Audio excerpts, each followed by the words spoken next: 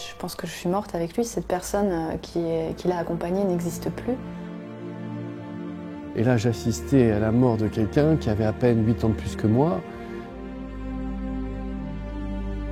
J'ai senti la vie s'échapper de ce corps.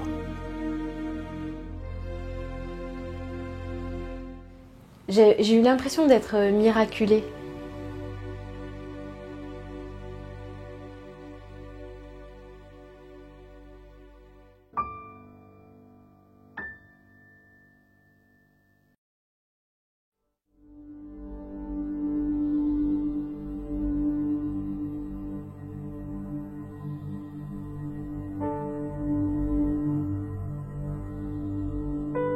Je faisais partie d'un groupe d'amis, un groupe de bridge assez mondain. On partait en vacances ensemble, en week-end ensemble. Et l'un d'entre nous, qui à mes yeux était le plus sage, qui était quelqu'un qui est un peu plus âgé, qui avait beaucoup de recul sur l'existence, qui était toujours de bons conseils, nous a annoncé un jour, après le bridge, qu'il avait un cancer et que c'était irrémédiable.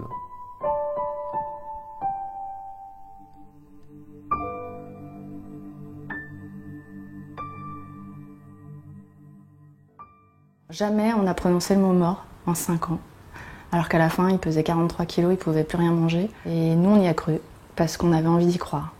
Et parce qu'on n'est pas préparé à 28 et 25 ans à ce genre de choses et qu'on se dit qu'on a la vie devant nous et que c'est pas possible.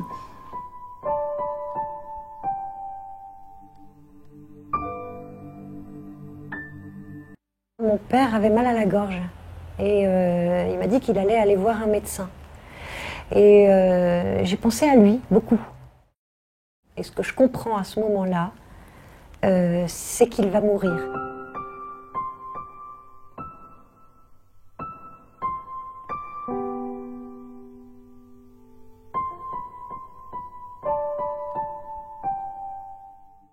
Alors il y a eu des hauts, des bas, hein. Il y a eu des moments de période de rémission, ce qu'on appelle, assez rare, mais quand même il y en a eu sur 5 ans de maladie, où je me suis dit, bon ça y est, on va y arriver. En fait, il a vécu 1 an et demi, et je l'ai accompagné pendant ce temps-là. C'est-à-dire que j'étais le voir lorsqu'il était hospitalisé, je m'occupais de lui chez lui, avec sa famille, et je comptais les respirations qui étaient de moins en moins nombreuses, parce que là aussi, il y a tout un cycle qui s'arrête. Le cycle respiratoire n'est plus régulier. Et puis d'un seul coup, ce dernier souffle.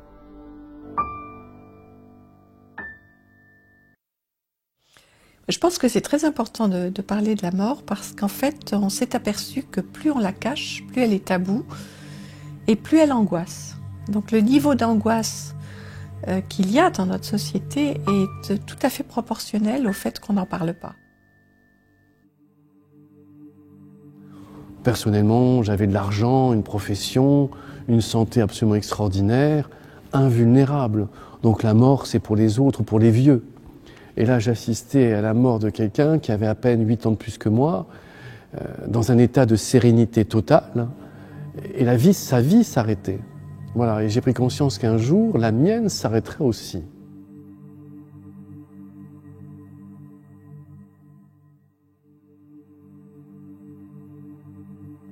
Il est mort, pile poil au moment où il est mort, dans le quart d'heure où il est décédé, j'étais pas là, j'étais en train de dormir, j'étais chez moi, il était très tôt le matin, j'avais passé la nuit à l'hôpital, j'étais rentrée chez moi vers 4 h du matin, je dormais.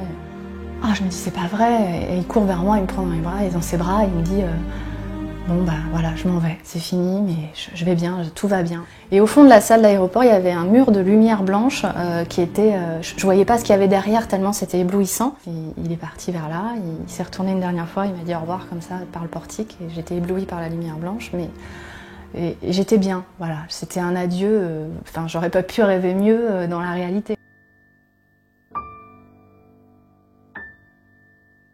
Je ne sais pas ce qu'il y a après. Mais je suis confiante, je me dis que la vie est tellement extraordinaire que la mort doit être aussi quelque chose d'extraordinaire.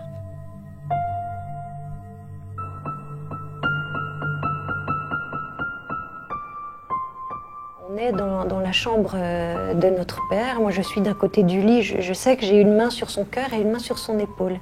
Et mes sœurs sont de l'autre côté. Et là, c'est très émouvant parce qu'il lutte. Et puis petit à petit, il a fermé les yeux, la respiration s'est mise à devenir plus saccadée. Et puis il y a eu un moment où j'ai senti, parce que j'avais ma main sur son cœur, et j'ai senti que le cœur s'était arrêté de battre. Ce qu'on voit, c'est un souffle qui s'arrête. En fait, c'est à la fois très simple et souvent très doux, et pas du tout ce que les gens imaginent.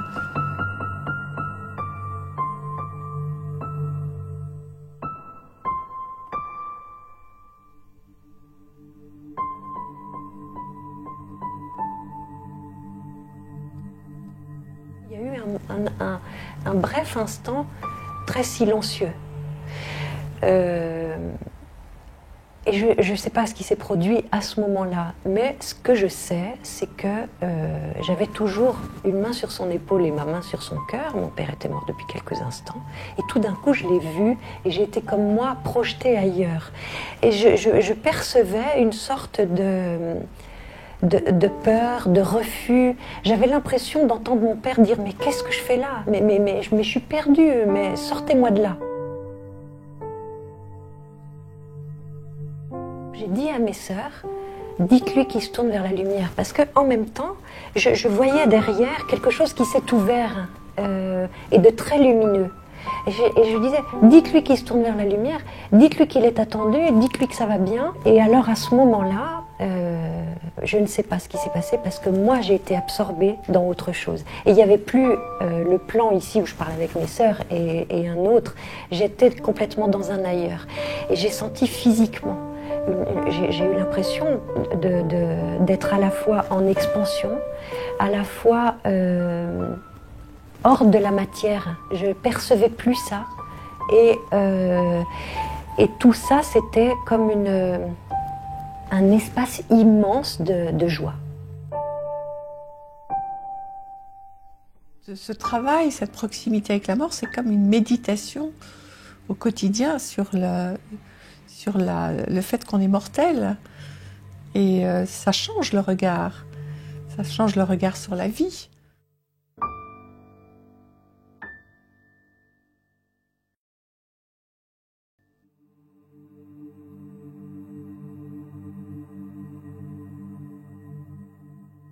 J'ai accompagné quelqu'un pendant 5 ans et je me dis tous les jours que j'aurais pu mieux faire. Et le fait de faire ce rêve, au moins je me dis qu'on a pu se dire au revoir, qu'il est parti dans un endroit meilleur. Et finalement, ça m'a aidé à gérer la culpabilité.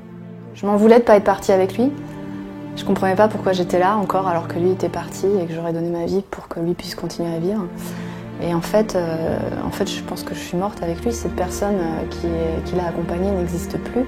Et c'est ça, ce cadeau qu'il m'a fait en fait. Il m'a donné une nouvelle vie. Il m'a donné la possibilité de réfléchir à des questions auxquelles j'aurais probablement pas réfléchi avant mes 70 ans. Qu'est-ce que c'est que la mort? Qu'est-ce que c'est qu'être vivant? Et ça, alors quand ça arrive, évidemment, c'est toute la perception du monde qui change.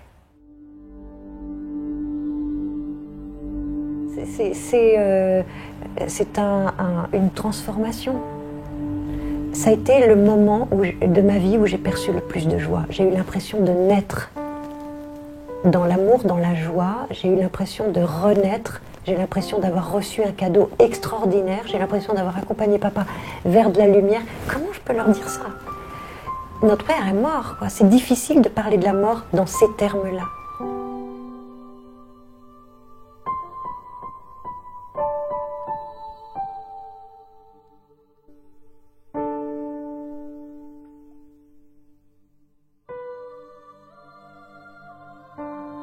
Je me suis rendu compte plus tard que je n'avais été que spectateur de la mort des autres. Et en fait, j'ai été acteur, entre guillemets, de ma propre mort suite à un accident opératoire il y a quelques années, il y a 10 ans. Alors j'ai voulu faire un check-up complet et un des examens du check-up a mal tourné, une coloscopie. On m'a percé le côlon, on l'a pas vu. J'ai été transporté aux urgences 2 jours plus tard, j'ai été oublié aux urgences. Et donc j'ai eu une septicémie absolument effroyable, à tel point que le médecin m'a dit qu'on ne pouvait plus m'opérer, on ne pouvait plus rien faire. J'avais senti toute la nuit que j'étais très mal. Au matin, je sentais que quelque chose d'irrémédiable se passait. Je sentais que je mourais en fait. Je voyais que j'étais couché dans une barque. Il y avait une brume blanche. Et sur la rive, un homme en noir se tenait, dont je ne voyais pas le visage. Et j'ai vu cet homme en noir jeter l'amarre dans le bateau, dans la barque. Et là, je me rappelle très bien m'être fait la réflexion, ça y est, je suis mort.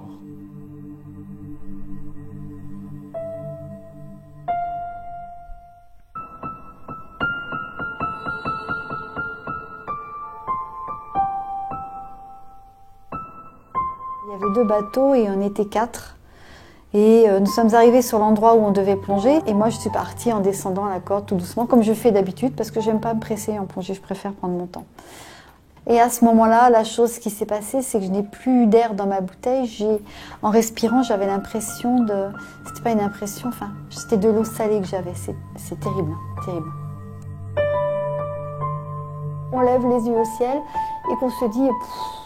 Et on ne voit pas le haut, on ne voit pas le plafond, parce que 41 mètres, c'est très profond. On ne voit pas en haut. Le temps qu'on remonte, si tu veux, on se dit, de toute façon, c'est foutu. Et c'est pour ça que je me suis dit, t'es morte, Florence, t'es morte.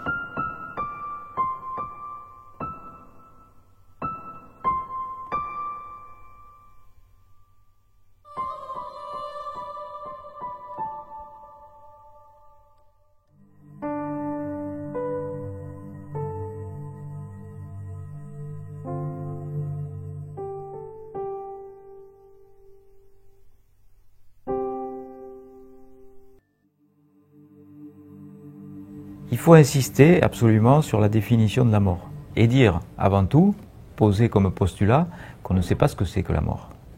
Parce que c'est une définition aléatoire qui dépend uniquement de nos possibilités de réanimation.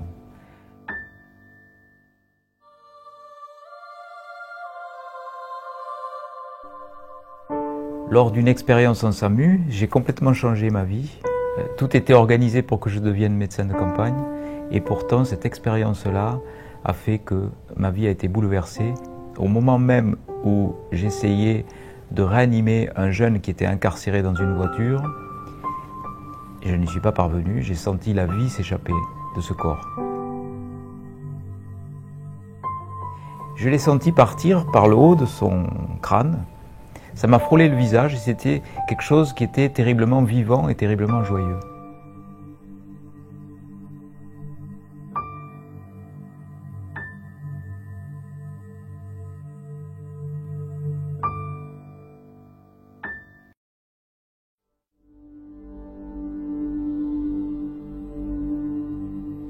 J'ai eu l'impression d'être miraculée.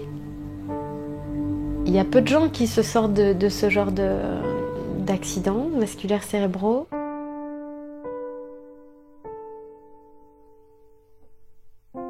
C'est arrivé un matin, je prenais mon petit déjeuner et j'ai eu une sensation de coup de couteau dans la tête.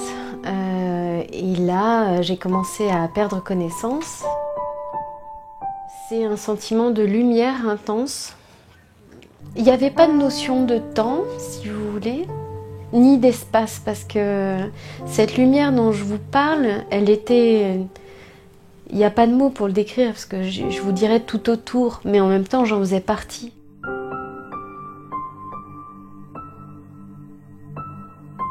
La définition de la mort clinique étant l'arrêt du fonctionnement cérébral, ces gens-là sont bien revenus de la mort clinique. Et on revient de cette mort clinique avec dans 18 à 20% des cas une expérience que l'on peut raconter aux autres qui est à peu près toujours la même, quelles que soient les cultures, les religions ou les philosophies ou les âges même. Et là j'ai eu le sentiment d'un choix, quoi. D'avoir le choix de revenir ou non. Mais j'avais le sentiment de ne pas avoir vécu tout ce que j'avais à vivre. Et notamment de ne pas avoir assez osé aimer. D'un seul coup, arrêt sur image, brutal, une infirmière me crie, mais vraiment elle hurle. Elle m'a dit qu'elle avait crié très fort parce qu'elle était extrêmement tendue elle-même. « Vous n'êtes pas mort ». C'est la première parole qu'on me dit en salle de réveil. Quand j'ai ouvert les yeux et que j'ai vu que j'étais sous l'eau à nouveau, que j'étais revenue, que j'étais sous l'eau et qu'on essayait de me secouer, etc., je me suis dit c'est quand même pas possible, je sois revenue. Quand je suis sortie de ce caisson des compressions, un de mes amis s'est approché de moi et m'a dit quelque chose de très vrai. Il m'a regardé dans les yeux et il m'a dit tu n'es plus Florence. La Florence d'avant, je ne la reconnais pas dans tes yeux. Tu n'es plus Florence. Florence d'avant, elle est morte dans l'eau. Je ne sais pas qui tu es.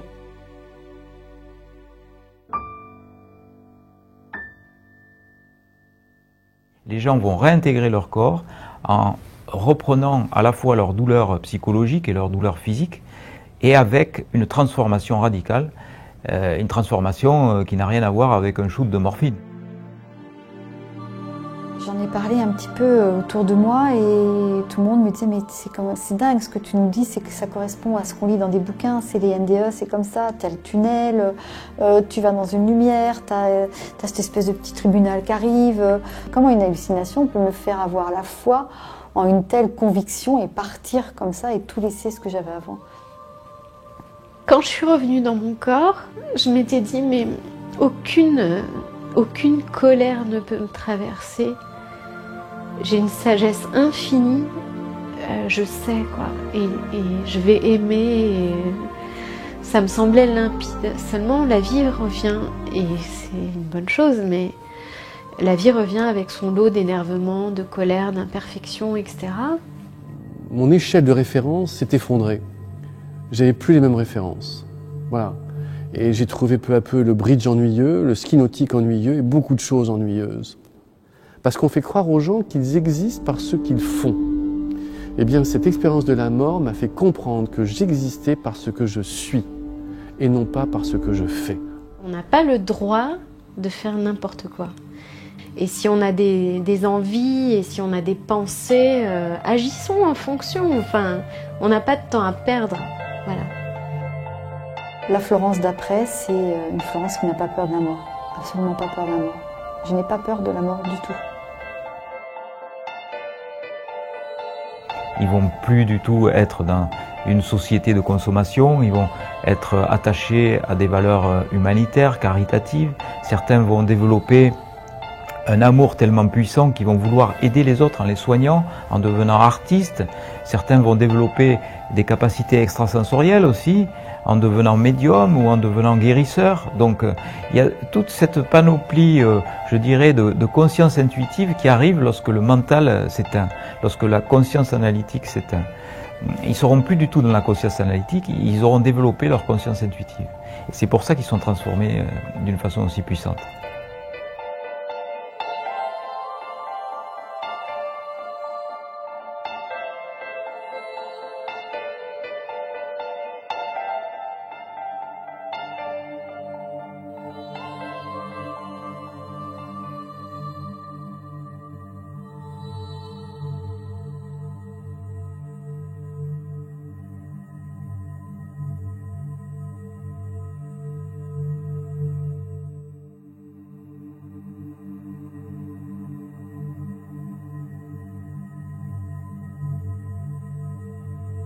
Moi, je pense réellement que j'étais sur le chemin de la mort. Et ça m'a fait prendre conscience que la mort est un passage, voilà, entre une réalité que nous côtoyons tous les jours et une autre qui s'ouvre à nous. Et en tout cas, ça m'a appris une chose, à ne pas avoir peur de la mort.